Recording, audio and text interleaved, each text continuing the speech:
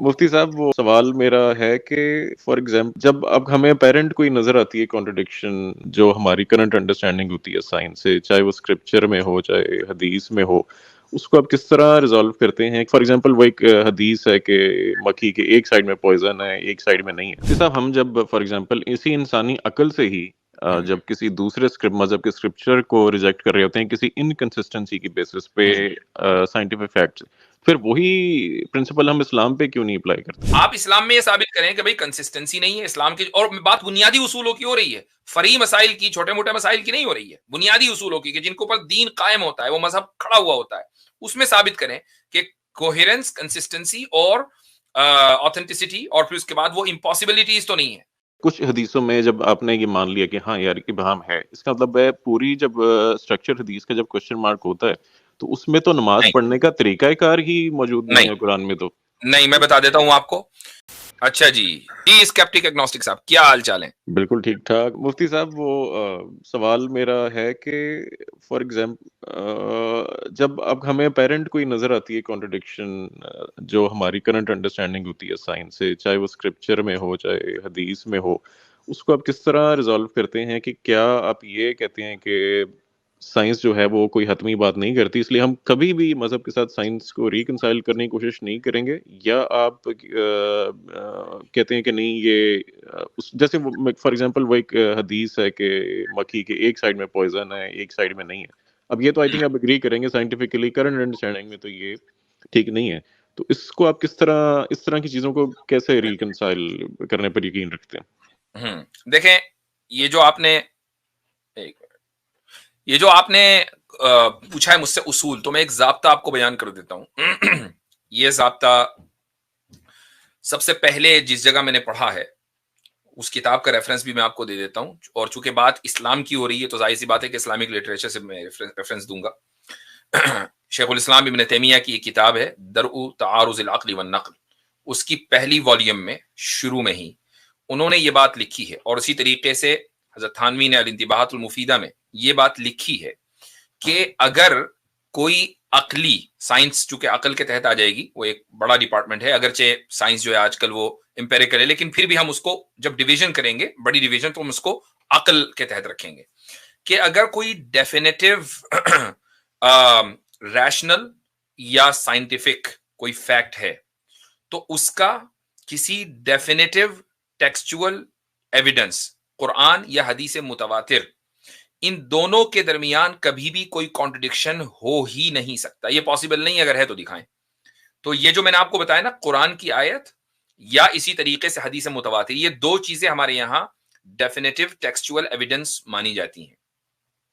اب اگر آپ یہ کہیں کہ بھئی سائنس اس چیز کو تسلیم نہیں کرتی ہے کہ مکھی کے ایک پر میں شفا اور اس کے دوسرے پر میں بیماری ہوتی ہے، تو یہ چیز بھی اپنی جگہ محل نظر ہے، اور اس کی وجہ یہ ہے کہ سائنس ابھی اگر کسی چیز کو تسلیم نہیں کرتی تو اس کا مطلب یہ نہیں کہ کبھی نہیں کرے گی۔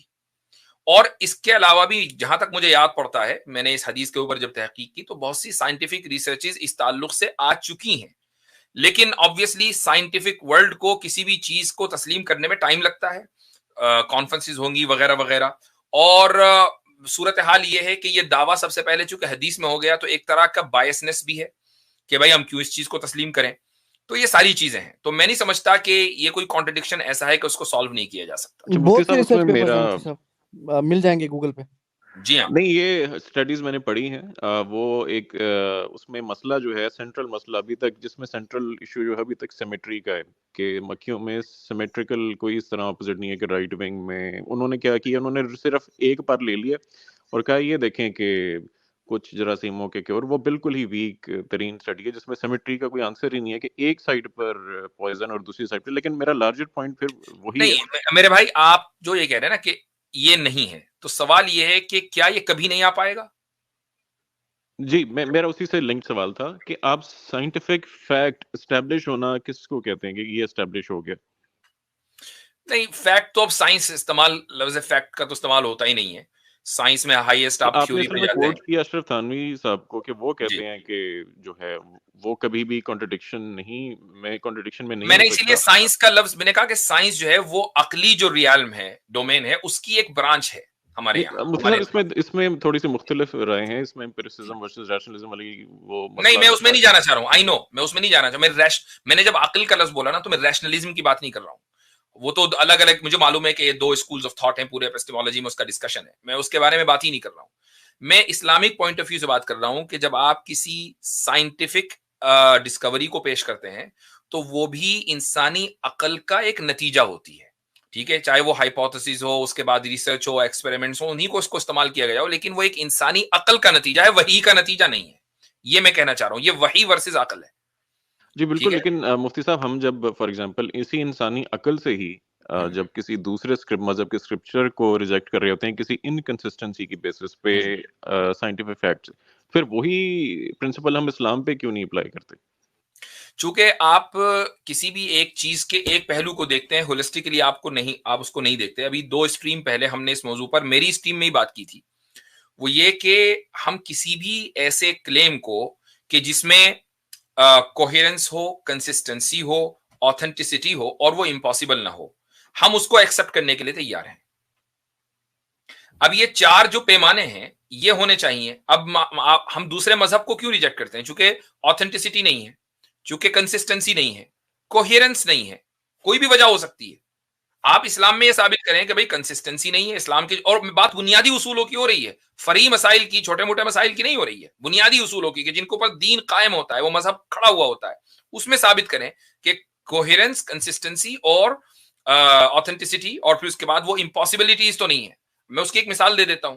مثال یہ ہے کہ حضرت عیسائیوں کے ہاں یہ عقیدہ کہ حضرت عیسیٰ علیہ الصلوۃ والسلام ہی خدا ہیں, خدا ان کے روپ میں ہے, عیسیٰ کے روپ میں اس دنیا میں آئے.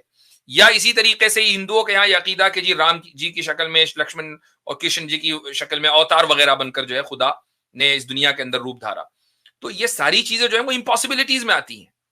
اس میں دیکھیں مفتی صاحب, کیونکہ کوہیرنس اتنی ایک سبجیکٹو چیز ہے. فار ایگزامپل میں اسی حدیث کو لوں تو میں کہوں کہ دیکھیں یہ کنسسٹنٹ یا یہ کوہیرنٹ نہیں ہے کہ ایک آل نوئنگ بینگ جو ہے اپنے نبی کے ذریعے ایک ایسی بات کہے جو سائنٹیفکلی اتنا کرسٹل کلیئر ہو کہ سائنس کی ڈومین اس کو کہیں سے بھی ایکسیپٹ نہیں کریں. میں نے آپ کو پہلے ہی بولا کہ جو کوہیرنس کا جو ضابطہ ہے وہ آپ فری تعلیمات میں نہیں بلکہ اصول اور عقائد میں شامل کریں گے. کچھ چیزیں ایسی ہو سکتی ہیں کہ مثلا فی الحال سائنس اس کو ایکنالج نہیں کر رہا ہے, لیکن وہ ایک خبر واحد ہے. ٹھیک ہے, آپ اس کو نہ تسلیم کریں, سائنس کی بنیاد پر کافر نہیں ہو جائیں گے. بالکل ٹھیک ہے. مفتی صاحب, اس میں پھر سوال لارجر پیدا ہوتا ہے جو کچھ بلکہ کئی اسٹرینگز پہلے میں نے کہ حدیث میں ایسی چیزیں آ جانا جس پر کہ یہ تو چلیں ہو سکتے آپ اس کو ایکسیپٹ کریں یا نہ کریں, لیکن بہت ساری چیزیں ایسی ہیں جو آپ بھی ایون اوتھینٹک بکس میں سے بھی کہیں گے کہ نہیں یار یہاں کوئی مسئلہ ہے, یا نریشن کا یا متن کا بھی.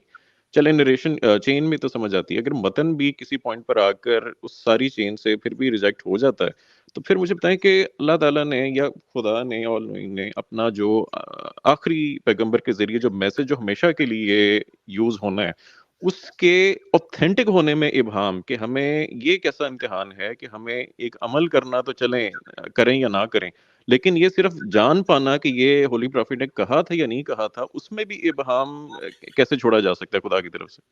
ہولی پروفٹ نے یا جس چیز کے اوپر ہمارا دین ٹکا ہوا ہے, جس کے بارے میں ہم سے سوال ہوگا, جو بنیادی عقائد ہیں, اور اسی طریقے سے جو ہماری بنیادی عبادات ہیں, کہ جس کو حدیث جبریل میں جو 2 سوال تھے بہت سارے کوشچنز میں حضرت جبریل نے رسول اکرم صلی اللہ علیہ وسلم سے کیے تھے. پہلا سوال تھا کہ ایمان کیا ہے, اور آپ صلی اللہ علیہ وسلم نے اس کا جواب دیا کہ تم اللہ پر, اللہ کے رسول پر, کتابوں پر, جنت جہنم قدر وغیرہ پر ایمان لاؤ. اور اس کے بعد حضرت جبریل نے سوال کیا کہ اسلام کیا ہے, تو اس پر رسول اللہ صلی اللہ علیہ وسلم نے فرمایا کہ تم گواہی دو, اور اس کے بعد نماز پڑھو, زکات دو, روزہ رکھو, حج. یہ وہ بنیادی چیزیں ہیں. اس میں مجھے بتائیے کہ کیا کہیں کوئی ابہام رہ گیا کہ آتھینٹسٹی کا سوال یہ ہے جی, اس میں ابہام یہ ہے کہ فار ایگزامپل حدیث جب کچھ حدیثوں میں جب آپ نے یہ مان لیا کہ ہاں یار ابہام ہے, اس کا مطلب ہے پوری جب اسٹرکچر حدیث کا جب کوشچن مارک ہوتا ہے تو اس میں تو نماز پڑھنے کا طریقہ کار ہی موجود نہیں ہے قرآن میں. تو نہیں, میں بتا دیتا ہوں آپ کو کہ تواتر جو ہے, آپ نے لفظ سنا ہوگا. جی جی بالکل. اس کے ہمارے یہاں 4 قسمیں ہیں. ٹھیک ہے, ایک ہے تواتر سند, ایک ہے تواتر طبقہ, ایک ہے تواتر عملی, اور ایک ہے تواتر قدر مشترک. یہ 4 قسمیں ہیں تواتر کی. اس کی ایک مثال بھی دے دیتا ہوں میں آپ کو, ایک مثال.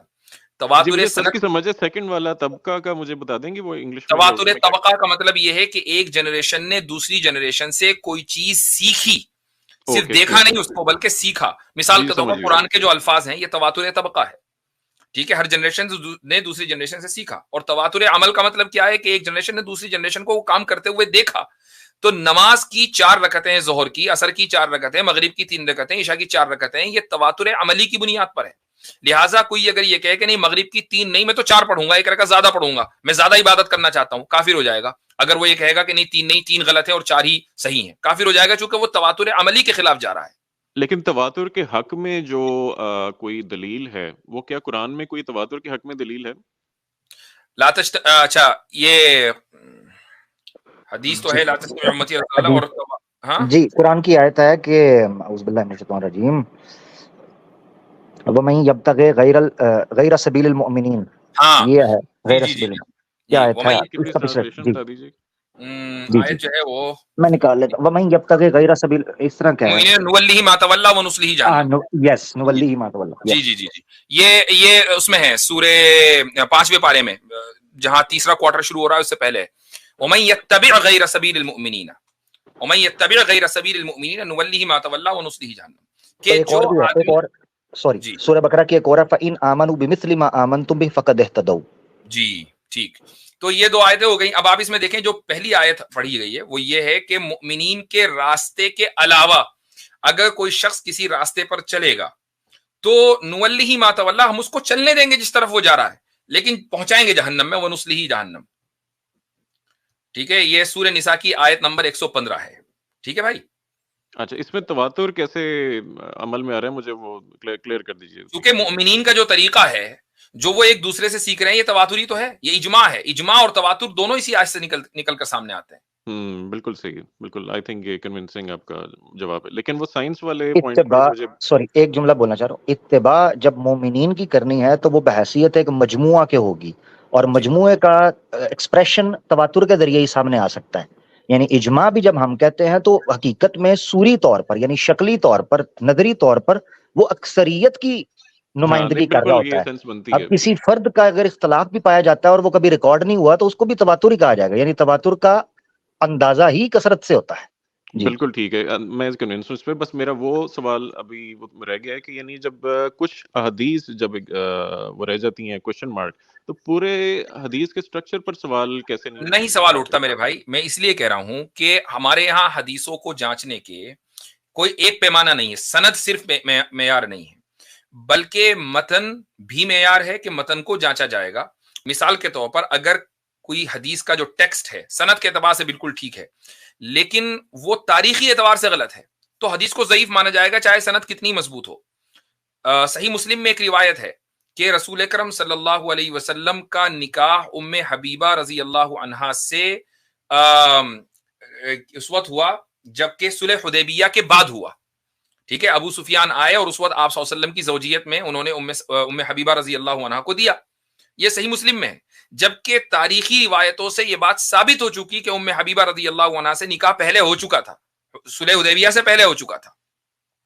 تو اب یہ جو چیز ہے نا, یہ اب یہاں سند کے اعتبار سے بالکل ٹھیک ہے, لیکن متن کے اعتبار سے چونکہ گڑبڑی آ گئی تو اس حدیث کو معلل مانا جاتا ہے. اور معلل کہتے ہیں اس حدیث کو جو سند کے اعتبار سے ٹھیک ہو لیکن متن میں گڑبڑی ہو, اس لیے اس کو ریجیکٹ کر دیا جاتا ہے. جی بالکل مفتی صاحب, یہ مجھے متن والے پہ ہی سب سے زیادہ یعنی سمجھ لیں سوال ہے یا حیرانگی ہے کہ جب تمام تر چین کے باوجود متن کلیش کر جائے, چاہے ہسٹوریکل کسی انڈرسٹینڈنگ سے, چاہے قرآن پاک سے, اور اس کو یہ بات طے کرنے والے جو ہیں وہ نان نبی ہیں, وہ مطلب نبی کے علاوہ ہیں, تو یہ تو آلموسٹ نبوت کے درجے پہ فائز کرنے والی بات نہیں ہے. بخاری مسلم یا بعد کہ فار ایگزامپل متن میں آپ نے ایک چیز آپ کے تک پہنچی صحیح چین سے, راوی میں کوئی سارے عادل راوی جو بھی سٹینڈرڈ آپ لیں, چاہے مسلم کے لیے بخاری کا, آپ تک پہنچ گئی. کسی نے فار ایگزامپل شیخ البانی نے یا کسی اور نے کہا کہ نہیں اس میں یہ مسئلہ ہے متن میں, آپ نے تو جو لیجڈلی ہولی پروفٹ کا کال تھا اس کو اپنی عقل سے آپ نے یہ کہہ دیا کہ نہیں یار یہ متن ایسا نہیں ہے. چونکہ اگر سند میں مان لیجئے 5 لوگ ہیں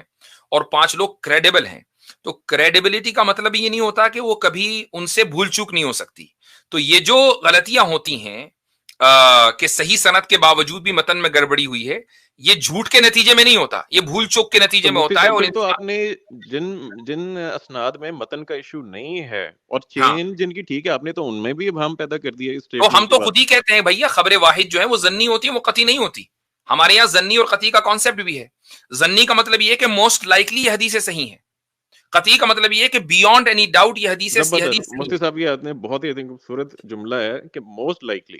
کیا ہمارے پریکٹس جو ہے سب کانٹینٹ کی حد تک لے لیتے ہیں، کیا ہماری پریکٹس جو حدیث ہے وہ اس روشنی میں ہوتی ہے کہ یہ موسٹ لائکلی ٹھیک ہیں، یا وہ آلموسٹ ان کو واجب یا فرض ٹائپ ان کو صورتحال دی جاتی ہے، اور جس کو کہتے ہیں کہ جو حدیث ڈینائی کرے وہ آپ میرے بھائی صرف سب کانٹیننٹ اور اسلام کا مسئلہ نہیں ہے، دنیا چلتی ہی ہے موسٹ لائکلی پر، دنیا ہی چلتی ہے موسٹ لائکلی پر. مفتی صاحب بہت بڑی اسٹیٹمنٹ ہے، آپ اس پہ غور کریں. میں اس کی مثال دے دیتا ہوں کہ اگر مان لیجئے عدالت میں آپ نے ایک ملزم کے خلاف کچھ ثبوت پیش کیے، تو یہ ضروری نہیں ہے کہ وہ ثبوت 100% ایکوریٹ ہوں.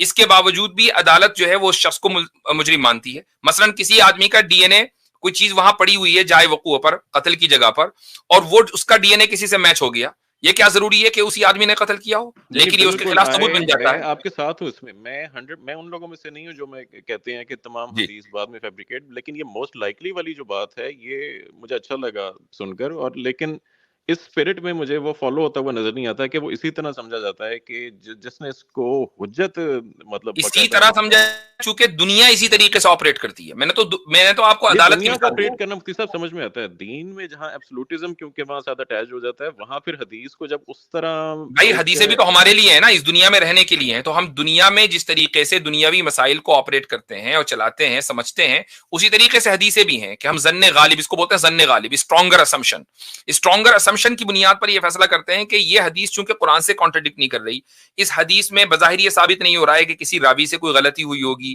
یا کوئی بھول چوک ہوئی ہوگی، تو موسٹ لائکلی یہ حدیث ہے، لہٰذا اس کے اوپر عمل کیا جائے گا. یہاں تک کہ اس سے اسٹرانگر کوئی دلیل آ جائے جو اس کو نیگیٹ کر دے تو بات الگ ہے. بالکل ٹھیک ہے. آئی تھنک میں جو جملہ آپ نے کہہ دیا اس کے بعد میری مزید بحث. اچھا میں اس پہ اگر حضرت اجازت دیں تو ایک دو بات کہنا چاہتا ہوں. دیکھیں دو الگ مسئلے ہیں. ایک ہے حجیت حدیث، وہ تو نص قطعی سے یعنی نص قطعی سے آپ کے سامنے آتی ہے. حجیت حدیث یا حجیت سنت جو بھی آپ بولنا چاہیں، یعنی نبی پاک صلی اللہ علیہ وسلم کی تبیین تفسیر جو کہ قرآن سے، وہ تو نص قطعی سے پتہ چلتا ہے کہ اللہ تعالیٰ فرماتے ہیں کہ ہم نے آپ پر کتاب نازل کی لتبین للناس ما نزل الیہم، تاکہ آپ بیان کر دیں کہ جو ان کے اوپر نازل ہوئے. یعنی رسول پاک صلی اللہ علیہ وسلم کا قرآن کا تبیین کرنا یہ خارج از قرآن سمجھ آتا ہے آپ کو. تو نص قطعی سے حجیت حدیث یا حجیت سنت کا تو پتہ چل گیا. اب اس کی جو اختلافات ہیں یہ حجیت کو ساکت نہیں کرتے، یہ تحقیق کا تقاضا کرتے ہیں. اب خود قرآن نے آپ کو کہہ دیا کہ آپ کے پاس کوئی خبر پہنچتی ہے اور آپ کو ذرائع پر شک گزرتا ہے تو آپ تحقیق کریں اور تحقیق کے بعد آپ حق تک پہنچیں. یہ اتنی سمپل بات ہے. اب یہ کہنا کہ فلاں حدیث پہ یہ حکم لگا ہے یا فلاں حدیث پہ لگا ہے تو پورے کے اوپر کوشچن مارک لگ گیا ہے. تو اسکیپٹک گنوسٹک بھائی مجھے یہ بتائیں، نہ اس سے کوئی دنیا کا شعبہ بچے گا، نہ عدالت بچے گی، نہ فیملیز بچیں گی، کوئی بھی نہیں بچے گا. بالکل کچھ نہیں بچے گا. کیونکہ آپ اپنی بیوی کا کال پر یقین کرتے ہیں کہ وہ آپ کے ساتھ بے وفائی نہیں کر رہی. آپ کے بچے آپ کے کال پر یقین کرتے ہیں کہ وہ آپ ہی کے ہیں. ٹھیک ہے نا؟ تو اسی طریقے سے میں یہ آپ کو بتا رہا ہوں. بالکل آپ نے 100% ٹھیک بات کی. ورنہ ایک شک ہوگا تو اسکیپٹک اگنوسٹک بھائی سارے ہی اگنوسٹک ہو جائیں گے. یہ بھی اچھا میں اس کا جواب دے لوں. نہیں میں دیکھیں میں سمجھ گیا آپ کے ذہن میں جو اشکال ہے نا وہ یہ ہے کہ چلو یہ تو دنیا کر رہی ہے نا، حدیث کے ساتھ ایسا کیوں ہوا؟ حدیث تو ہر ایک ڈیفینیٹ ہونی چاہیے تھی نا. یہ آپ نے مجھ سے شاید اس سے پہلے بھی ایک مرتبہ سوال کیا تھا. بالکل کئی اسٹریمز پہ. اور آپ کے ذہن میں یہی سوال ہوگا کہ بھئی نبی کی پھر وہ حیثیت ہونی چاہیے. دیکھیں اس کی وجہ جو میں نے اس سے پہلے بھی بتائی تھی، اگرچہ آپ کسی اسٹریم میں گئے تھے حارث سلطان کی، شاید آپ کو وہاں میرے سے جواب پر اعتراض ہوا تھا. وہ یہ تھا کہ خدائی حکمت کا تقاضا یہ تھا کہ جو اصول ہیں اور جو فروع ہیں ان کے درمیان فرق ہو. حدیث متواتر سے اور قرآن کی آیتوں سے اصول نکلتے ہیں، اور فروع میں عمل کرنے نہ کرنے، کس طرح کرنا ہے کس طرح نہیں کرنا ہے، اس کی گنجائش نکلتی ہے. میں ایک مثال دے دیتا ہوں کہ خدا کے اوپر ایمان لانا ہے. اب اس میں کوئی تفصیل نہیں ہے کہ جی اس طرح ایمان لانا ہے کہ اس طرح آدھے پر ایمان لے آئے, پونے پر ایمان لے آئے, سیدھا ہو کر رات میں لے آئے, دن میں لے آئے, ایسا کچھ نہیں ہے. ایمان لانا ہے تو ایمان لانا ہے 100%, اس میں کسی تفصیل کی مزید کوئی گنجائش نہیں رہ گئی. تقدیر کو ماننا ہے تو ماننا ہے, ٹھیک ہے, نماز پڑھنی ہے تو نماز پڑھنی ہے, اب اس میں گنجائش نہیں ہے کہ کہے کہ 3 پڑھنی ہے کہ 5 پڑھنی ہے. لیکن تفصیلات میں کہ کیسے پڑھنی ہے, کہ رکوع میں جانے سے پہلے ہاتھ اٹھانے کہ نہیں اٹھانے ہیں, اس میں اختلاف ہے, اور اس میں اختلاف کی گنجائش ہے, اس میں کوئی مسئلہ نہیں ہے. یہ نہیں ہے کہ جو ہاتھ اٹھا کے پڑھ رہا ہے اس کی نماز نہیں ہو رہی ہے, جو نہیں پڑھ رہا ہے اس کی نماز ہو رہی ہے, ایسا کچھ نہیں ہے. تو اس فرق کو باقی رکھنے کے لیے حکمت الہی کا تقاضا تھا کہ کچھ حدیثیں ایسی بھی ہوں کہ جن پر ظن غالب کی بنیاد پر, اسٹرانگر اسمپشن کی بنیاد پر فیصلہ کیا جائے. جی مفتی صاحب, یہ لاسٹ ٹائم آپ نے بھی کیا تھا اور مجھے یہ بالکل بھی مطمئن نہیں کر سکا لاجک. اس کی وجہ میں آپ کو بتاتا ہوں. دیکھیں, اگر تو کچھ چیزیں رکھنی تھیں, آپ سمجھ لیں کہ انسانوں کی کچھ فہم پر چھوڑنی تھیں, تو اس میں نبی کے قول کو ابہام کا شکار بنانا کہ انہوں نے کہا تھا یا نہیں بنانا تھا, اس کی ضرورت نہیں تھی, کیونکہ اس سے ان کی ڈسرسپیکٹ کا بھی آنسر نکلتا ہے کہ وہ اس کا جواب بھی دے دیتا ہوں. صحابہ کے لیے ہر حدیث متواتر تھی, ان کے لیے خبر واحد نہیں تھی. بالکل صحیح, ٹھیک. اب صحابہ کے لیے صحابی نے رسول اللہ صلی اللہ علیہ وسلم کو جو کہتے ہوئے دیکھا, سنا, اور جو کرتے ہوئے دیکھا, اس پر اسی طریقے سے, اگر اس چیز پر عمل کرنا ضروری تھا تو اس پر اسی طریقے سے عمل کرنا اس صحابی کے لیے ضروری تھا. اب رسول اللہ صلی اللہ علیہ وسلم کی زندگی میں عمل کے حوالے سے الگ الگ اسٹیجز آئے ہیں. مثال کے طور پر شرابیں ایک دم بین نہیں ہوئی, اسی طریقے سے نماز کی جو مکمل کیفیت ہے وہ ایک دم نہیں آئی ہے, کبھی کچھ آہستہ آہستہ آہستہ اس کے اندر پروگریشن ہوا ہے. اس کی ایک مثال دے دیتا ہوں. اس کی مثال یہ ہے کہ ایک حدیث ہے کہ رسول اللہ صلی اللہ علیہ وسلم کانا یرفع یدیہ فی کل رفع و خفض, کہ آپ صلی اللہ علیہ وسلم ہر اٹھنے بیٹھنے پر رفع یدین کرتے تھے, ہر اٹھنے بیٹھنے پر, یہاں تک کہ اگر سجدے سے ایک مرتبہ اٹھیں تو بھی رفع یدین. اس حدیث کے اوپر اتفاق ہے ائمہ اربعہ کا, علماء کا, کہ اس میں پروگریشن ہوا ہے. وہ پروگریشن اس طریقے سے ہوا ہے کہ نہیں, بعض جگہوں پر پھر بعد میں رفع یدین کو, ہاتھ اٹھانے کو ختم کر دیا گیا. اب جو حنفی پوزیشن ہے وہ آگے تک گئی ہے کہ نہیں, ہر جگہ پہ ختم کر دیا گیا, سوائے نماز میں شامل ہوتے وقت اس جگہ باقی رکھا گیا. شافعی اور حنبلی یہاں تک پہنچے کہ نہیں, ہر جگہ پہ ختم کر دیا گیا, لیکن صرف رکوع میں جاتے ہوئے رہ گیا اور رکوع سے واپس آتے ہوئے رہ گیا, باقی جگہ ختم کر دیا گیا. لیکن ختم کرنے پر سب کا اتفاق ہے. اب آپ یہ دیکھیں کہ صحابی کے لیے جس طرح اس نے دیکھا اسی طریقے سے عمل کرنا ضروری ہے, لیکن جب وہ حدیثیں بعد میں گئی ہیں تو اب اس کے اندر بھول چک کا امکان ہو گیا, تو اس میں نبی کا درجہ کم نہیں ہوا, ورنہ صحابہ کے لیے کچھ نبی کی باتیں ماننی چاہیے. جی یہ لیکن بہت ہلکے معاملات ہیں, میں اس طرف جانا نہیں چاہ رہا تھا. وہ 11,000 وولٹ کا ٹاپک ہے, جیسے انجینئر صاحب کہتے ہیں. وہ یہ ہے کہ قرآن کی بھی کون سی آیت منسوخ ہے, کون سی نہیں ہے, اور ایون قرآن کی ترتیب بھی, چلیں ترتیب نہ بھی لیں تو کون سی آیت کہاں لی جائے گی, اور ناسخ و منسوخ والا جیسے میں نے ذکر کیا وہ بھی حدیث میں اس سے رہنمائی لی جاتی ہے. قرآن کی کوئی بھی آیت 100% منسوخ نہیں ہے, 100% نہیں, لیکن کون سی آیت منسوخ ہے کون سی نہیں ہے, یہ کیا اس کے لیے حدیث سے دلیل نہیں لی جاتی؟ نہیں, دلیل لی جا سکتی ہے, لیکن ظاہر سی بات ہے کہ اچھا ایک چیز یہ بھی ہے کہ نسخ جو اختلاف ہوا ہے نا کہ کون سی آیت منسوخ ہے, اب اصل میں بات یہ ہے کہ آپ انجینئر صاحب, پھر انجینئرنگ گڑبڑ ہو جاتی ہے دین کی. نہیں میں ان سے بالکل اس معاملے میں متاثر نہیں ہوں, میں نے صرف ان کا فریز یوز کیا 11,000 وولٹ. ہاں, تو بات یہ ہے کہ جو نسخ کا جو لفظ ہے نا, چونکہ تھوڑا سا بورنگ ٹاپک ہو جائے گا, میں مختصر کر رہا ہوں کہ نسخ کا جو لفظ ہے وہ متقدمین کے یعنی جو ارلی اسکالرز ہیں ان کے یہاں دوسرے معنی میں استعمال ہوتا تھا, اور جو بعد کے اسکالرز ہیں ان کے یہاں دوسرے معنی میں استعمال ہوتا تھا. جو ارلی اسکالرز ہیں ان کے یہاں کسی بھی طرح کے امینڈمنٹ کو, مثلا کوئی آیت جو ہے جنرل ہے اس کو خاص کر دیا گیا, اس کو نسخ مانا جاتا تھا. لیکن متاخرین کے یعنی جو بعد والے اسکالرز ہیں, کینسلیشن اور ایبروگیشن کو انہوں نے نسخ مانا. آج جب نسخ کا لفظ بولیں گے تو ہم بعد کی جو آج کی اصطلاح ہے اور اس کے مطابق بولیں گے, جو متقدمین کی اصطلاح ہے اس کے مطابق نہیں بولیں گے. لیکن اس ٹرمینالوجی کی وجہ سے مسلمانوں میں, علماء میں اختلاف ہو گیا کہ کتنی آیتیں منسوخ ہیں, یہ وجہ رہی. دیکھیں اس میں مفتی صاحب وہ مسئلہ بہت گہرا یہ ہے کہ دیکھیں, ایک تو یہ جو مختلف تعریفیں یا مختلف ابھی تک جو اگریمنٹ نہیں ہے اس کے بھی پیچھے حدیثیں ہی نکلتی ہیں کہ اس وجہ سے یہ والا لاجک لیا گیا, اس وجہ سے یہ. اور جو قرآن کی کمپائلیشن ہے وہ بھی جس مطلب سمجھ لیں جس طریقہ کار سے حدیث آئی اسی طریقے سے قرآن پاک آیا. فرق کیا ہے, اب دلیل کیا,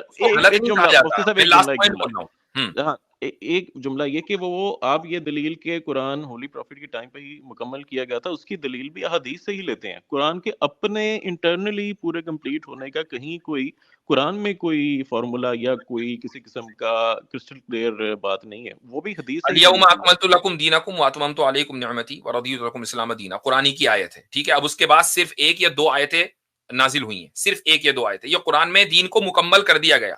اب اگر مان لیجئے ایک یا دو آیتیں ہم یہ کہتے ہیں کہ بعد میں نازل ہوئی ہیں، تو یہ ہم کہاں سے لیتے ہیں؟ یہ قرآن میں تو لکھا نہیں ہوگا، یہ تو حدیث میں لکھا ہوگا. آپ کہہ دیجئے حدیثیں غلط ہیں تھوڑی دیر کے لیے، لیکن یہ آیت تو موجود ہے نا، الیوم اکملت لکم، کہ آج میں نے دین کو تمہارے لیے مکمل کر دیا. اس کا مطلب یہ ہے کہ انٹائر قرآن اس سے پہلے نازل ہو چکا، تو قرآن سے تو ثابت ہو نہیں گیا وہ بالکل وہ نازل ہونے پہ نہیں ڈاؤٹ یہ ہے کہ جو نازل ہوا تھا کیا وہ اسی حالت میں آگے پہنچ گیا یا نہیں پہنچا. اب یہ والی بات قرآن میں کیسے لکھی گی؟ اس کے لیے تو پھر قرآن کا مسلسل نزول چلتا رہنا چاہیے. دیکھیں ذرا وہ یہ سوال کیسے جمپ کیا انہوں نے.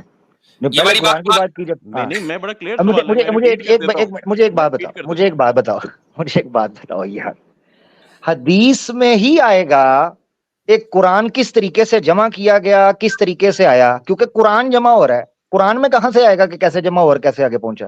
یہی وہ تو خود جمع ہو رہا ہے. اس پوائنٹ کی گہرائی کو جس دن سمجھ گئے نا، میں گہرائی سمجھ گیا ہوں. میں نے آپ کی چینجنگ دیکھی ہے کہ جب مفتی صاحب نے وائد پڑھی ہے اس کے بعد آپ نے اپنے سوال کو چینج کر دیا. نہیں آپ میرا سوال، میں نے کہا تھا کہ قرآن اسی ذریعے سے آیا جس ذریعے سے حدیث، اور مگر قرآن میں وہ چیز نہیں آئے گی نا، قرآن میں وہ چیز نہیں آئے گی، کیونکہ آپ ایک چیز کے بارے میں، آپ ایک انسیڈنٹ کے بارے میں یہ بیان کر رہے ہیں کہ وہ کیسے آیا، وہ کیسے ہوا، یعنی قرآن کیسے کمپائل ہوا، تو قرآن میں کیسے آئے گا؟ اصل سوال ہے نا میرے بھائی، کیسے میں جو اصل سوال ہے کہ کیا قرآن پورا اوتھینٹک پہنچا، وہ کیسے سے مراد یہ نہیں ہے. بالکل پہنچا. اب اس کا ذکر نہیں، اور آتھینٹسٹی کی بنیاد تواتر طبقہ ہے نا، میں تو بات ہو چکی اس پر. اس کے علاوہ بھی حضرت اگر حدیث سے استدلال کر رہے ہیں، اس میں تو تواتر طبقہ کی یا تواتر علمی جو ہے، جس کو حضرت نے بیان کر دیا کہ علم کیسے ٹرانسفر ہوا، پورے کے پورے لوگ وہاں پر. اس کے علاوہ بھی اگر حدیث سے بھی آتا ہے تو ٹھیک ہے، حدیث سے آ رہا ہے، اس میں اعتراض کیا ہے؟ نہیں ان کا اعتراض عامر بھائی یہ ہے جس کو آلریڈی ہم اس کا جواب دے چکے کہ ان کا جواب یہ کہ جب حدیثیں ظنی ہیں، خبر واحد ظنی ہے، تو آپ ایک ظن کی بنیاد پر یہ طے کر رہے ہیں کہ قرآن جو ہے وہ مکمل ہو گیا اور یہ وہی قرآن ہے جو نازل ہوا. ایگزیکٹلی ہے نا. تو ہم اس کا جواب جو ہے وہ یہ دے رہے ہیں کہ قرآن کریم نے ایک کیٹیگوریکل اسٹیٹمنٹ دیا ہے، وہ یہ ہے کہ ہم نے اس قرآن کو نازل کیا، ہم حفاظت کرنے والے ہیں. اب اس کے بعد تواتر طبقہ کی بنیاد پر یہ طے ہوا کہ یہ وہی قرآن ہے جو صحابہ نے رسول اکرم صلی اللہ علیہ وسلم سے سیکھا ہے. تو ان دونوں میں کوئی کانٹرڈکشن نہیں ہے، بلکہ ایک چیز دوسرے کو انڈورس کر رہی ہے، لہٰذا یہ چیز آتھینٹیکلی پروون ہے کہ یہ وہی قرآن ہے جو رسول اکرم صلی اللہ علیہ وسلم نے صحابہ کو دیا ہے. جی یہ ایک دوسرے کو. اور دوسری چیز یہ ہے، دوسری چیز یہ ہے، اگر یہ حضرت یہ بھی کہہ رہے ہیں نا کہ خبر واحد کے تھرو، تو پھر یہ اپنے دوستوں سے جا کے پوچھیں کہ جنہوں نے پروگرام کیا ہے. ان کا ایک دوست تھا بڑا پیارا، اس نے تو پورا پروگرام کیا، وہ کہتا ہے جی پورا قرآن جو ہے وہ خبر واحد نہیں ہے، صرف آخری سورہ توبہ کی آیت ہے. کیونکہ جب حضرت زید بن میں ماسک والے دوست کی بات کر رہا ہوں، زید بن اللہ معاف کرے، چلے ٹھیک ہے پھر لڑائی ہوگی، ویسے آپ صلح کی بات کر رہے تو زید بن ثابت انصاری رضی اللہ تعالیٰ عنہ جب قرآن کو کمپائل کر رہے تھے بخاری کی حدیث کے مطابق حضرت ابوبکر صدیق کے عہد میں، تو وہ پورا پروگرام کر کے کہتا ہے جی دیکھیں مسلمان کہتے ہیں ہمارے پاس تواتر سے قرآن پہنچا ہے، ایک آیت سورہ توبہ کی جو آخری ہے دیکھیں وہ کہہ رہے ہیں مجھے صرف ایک آدمی سے ملی. ٹھیک ہے جی، تو لہٰذا وہ خبر واحد ہے کہ ان صاحب کو اگر 4 آپشنز ملے نا کہ یہ ہولی پروفٹ نے یہ 4 کام کیے تھے، جو ان کی نظر میں سب سے برا ہوگا نا وہ کہتے ہیں یہی اصل ہے، ان کو تو چھوڑ دینا. تو بس اسی لیے میں کہہ رہا ہوں یہ اچھی بات کہہ دی، یہ اسکیپٹک ایگنوسٹک نے اچھی بات کہہ دی. ٹھیک ہے، تھینک یو جی، تھینک یو. تو اس کا مطلب یہ ہے کہ آپ بھی ظنی پر کھڑے ہیں، آپ کے کچھ دوست بھی ظن پر ہیں، آپ بھی. بات یہ کہہ کر رخصت لیتا ہوں، وہ لمبی اگر آپ لوگ اجازت دیں گے تو کنٹینیو کر لیتے ہیں کہ جو آپ نے کہا نا دونوں ایک دوسرے کو انڈورس کر رہے ہیں، یہی سرکولر لاجک میں پوائنٹ آؤٹ کرنے کی کوشش کر رہا ہوں کہ یہ سرکولر لاجک ادھر قرآن اور حدیث میں بہت سرکولر لاجک. میرے بھائی لاسٹ پوائنٹ اب میرا ہے، سرکولر لاجک اس وقت ہوتی جب ہم قرآن پر یہ کہتے ہیں کہ قرآن میں یہ آیت ہے اور اسی آیت سے پتہ چل رہا ہے کہ قرآن یہی ہے. ٹھیک ہے، اگر ہم یہ کہتے ہیں تو یہ سرکولر لاجک ہے. ایک آیت سے پتہ چل رہا ہے کہ قرآن محفوظ رہے گا، اور دوسرے طریقے سے جس کو ہم تواتر طبقہ کہتے ہیں یہ پتہ چل رہا ہے کہ یہ وہی قرآن ہے جو رسول اکرم صلی اللہ علیہ وسلم نے صحابہ کو دیا. دونوں الگ الگ ہیں، لہٰذا کوئی سرکولر ریزننگ نہیں ہے. اور دوسری بات یہ ہے کہ حضرت ان سے ختم کرتے ہیں کیونکہ ان کو تو مجھے بتا دیں, مجھے کوئی اور سورس بتائیں ایکسٹرنل قرآن کی کمپائلیشن کا, ڈیٹیلز چاہیے. تو سرکولر ریزننگ کہاں سے آئی ہے آپ کے پاس؟ میں بتاتا ہوں سرکولر ریزننگ میں کیا کہہ رہا ہوں. میں یہ کہہ رہا ہوں میں چھوڑ دیں گے, ٹائم ویسٹ ہو رہا ہے. میرے خیال سے آج کے لیے اتنا ہی رکھیں, ورنہ چلتا ہی رہے گا. چلیں, بات تو آئی گئی بہت شکریہ حضرات, بہت شکریہ, تھینک یو سو مچ.